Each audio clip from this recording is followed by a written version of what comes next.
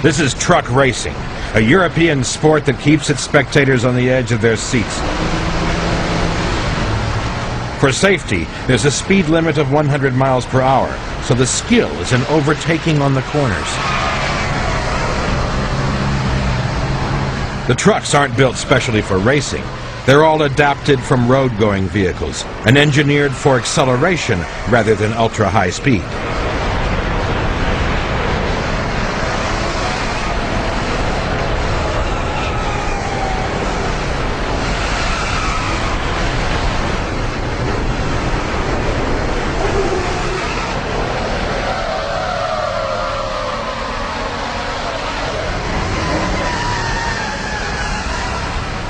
Steve Parrish has been #1 in the World Championships 5 times in the last 7 years, and he's used to the rough and tumble of the racetrack.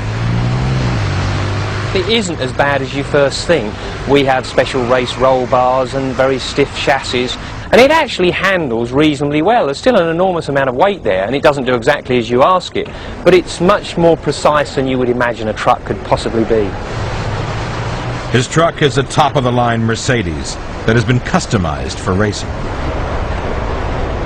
It's basically a 12-litre V6 engine, which in a road truck produces, I think, about 450 horsepower. The technicians and engineers work miracles with it and get it up to something like 1,250 horsepower, and I can tell you that is very, very impressive, not only to watch but to drive.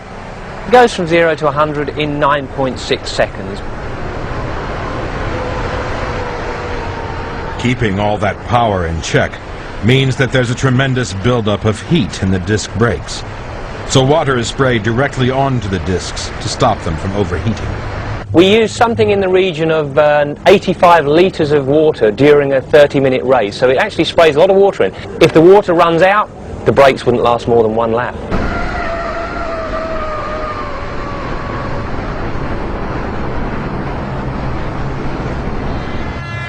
After half an hour's racing, there was only 20 seconds between the finishing time of the first and the last truck. In this qualifying race, Steve has come in 5th, which places him 5th in line for today's final. After each race, the truck is weighed. There's a minimum weight limit of 5 tons to prevent the trucks from being rebuilt with lighter, more expensive metals. Information from each run is downloaded onto a computer.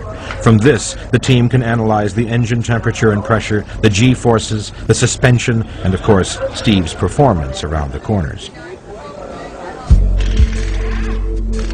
The teams are given 1 hour to prepare the trucks for the final.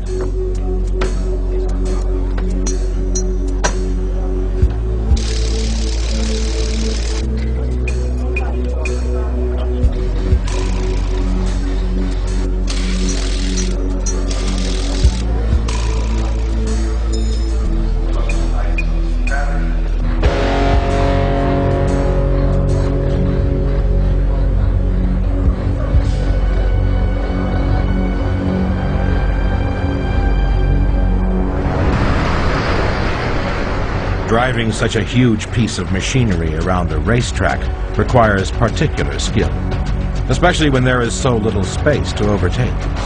Steve credits his racing success to his smooth driving technique. I call it tiptoeing my way round, because if you grab hold of it and start heaving it around, you go nowhere, because there is so much inertia. The tyres get overheated, the brakes get overheated. You really have to be very careful with it.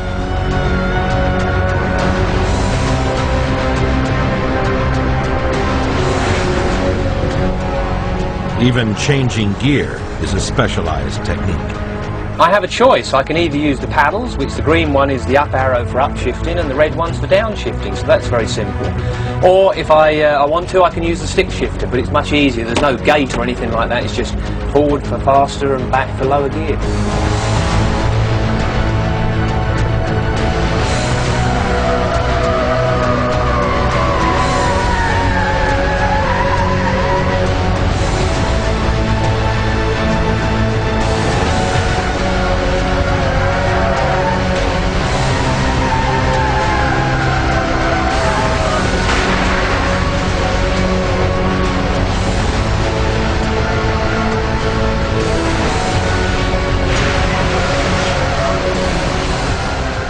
They don't look like they should be going as fast as they are, and it's a 5-ton vehicle that's doing 100 miles an hour sideways through a corner with smoke off the tyres. It's very, very spectacular.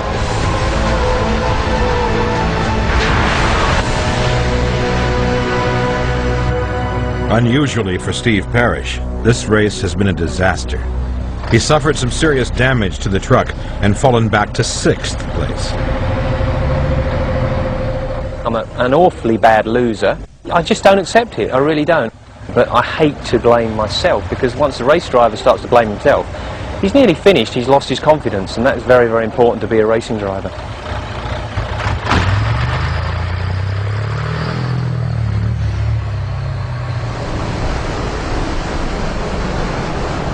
Steve has been racing trucks since the sport began in the early 80s.